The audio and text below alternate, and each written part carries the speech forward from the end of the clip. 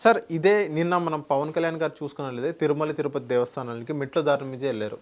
So వెళ్ళిన తర్వాత ఈ రోజు పవన్ కళ్యాణ్ గారు డిక్లరేషన్ ఇచ్చారు. వాళ్ళ కూతురుతో సరే ఈరోజు డిక్లరేషన్ ఇచ్చారు.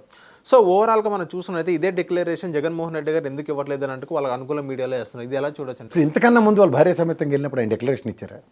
ఇప్పుడు ఇస్తున్నారు కదా, వాళ్ళు ఎందుకు అది ఇవ్వలేదు ఇప్పుడు అని question చేస్తున్నారు. వెళ్ళకుండా ఆయన ఎక్కడి నుంచి ఇస్తారండి? తిరుమల జగన్మోహన్ రెడ్డి గారు వెళ్ళి ఇచ్చారా లేదా అప్పుడు మీరు ప్రశ్నించండి. ఆయన ఇంకా వెళ్ళకుండా ఆల్లే సూళ్ళే కొడుకు పేరు సోమలింగం అన్నట్టు ఆయన ఇంకా తిరుమలకి వెళ్ళకుండా వీళ్ళు డిక్లరేషన్ ఇచ్చారు కాబట్టి ఆయన ఇస్తాడేవాడా?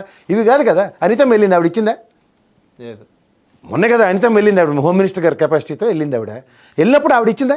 ఆవిడే చెప్పింది కదా, నా ఇంట్లో బైబిల్ ఉంటుంది, నా కార్లో బైబిల్ ఉంటుంది, నేను క్రైస్తవురాలని. గతంలో ఆవిడకి టీటీడీ బోర్డు మెంబర్ ఇస్తే కూడా 48 గంటల్లో రాజీనామా చేయించారు కదా ఆవిడకి.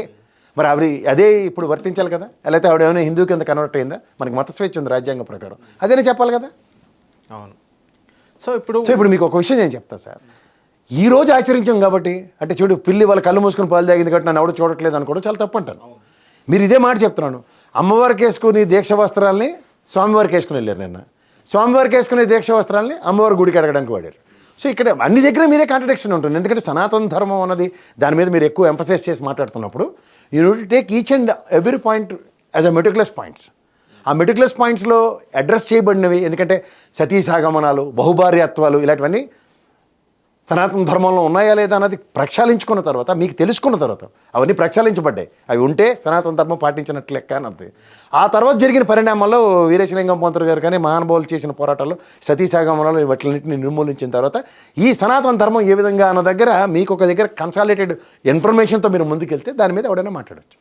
బట్ ఇర్రెగ్యులారిటీని ప్రతి నిమిషం జస్టిఫై చేసుకుంటూ సనాతన ధర్మం అని ఒక నెపంతో లడ్డూకి ప్రక్షాళన చేసే కార్యక్రమంగా తెరలేపి, లడ్డూ కాదు గత 5 సంవత్సరాల ప్రభుత్వం మీద మాట మార్చే ధోరణికి, అంటే 6 నెలల సావాసం చేస్తే వాళ్ళు వీలవుతారన్నది రాజకీయాల్లోకి రాగానే చంద్రబాబు నాయుడు గారితో సావాసం చేయగానే మాట మార్చే ద్వంద్వ ధోరణికి అలవాటు పడుతున్నారు పవన్ కళ్యాణ్ గారు అన్నది ప్రశ్న.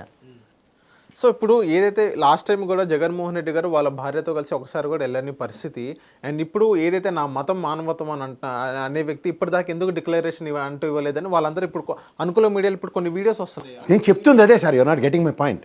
ఇక్కడ ఏంటంటే రాజశేఖర రెడ్డి గారి గవర్నమెంట్లో జగన్మోహన్ రెడ్డి గారు డిక్లరేషన్ ఇచ్చారన్నది సుబ్రహ్మణ్యం గారు, ఎల్వి సుబ్రహ్మణ్యం గారు లాంటి ఈవో స్థాయి కలిగిన వ్యక్తి చెప్పారు.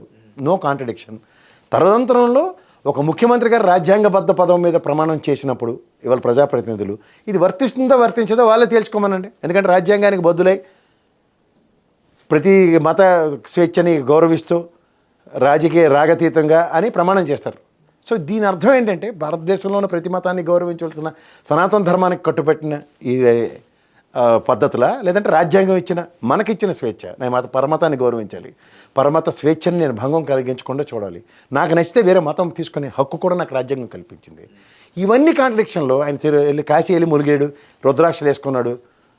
ఆయన కూడా వేరే కూడా తీసుకెళ్తే చేసాడు కదా, నేను కార్యక్రమాలు అందరం చూసాం. తర్వాత ఆయన తిరుపతి ప్రసాదం తీసుకోలేదని ఈ బుల్డోజింగ్ చేస్తున్న ఈ బొంబార్డింగ్ ఛానళ్ళు వెసెస్ ఆయన ఏం చేశాడో వీడియోలతో సైతం ఉన్నాయి.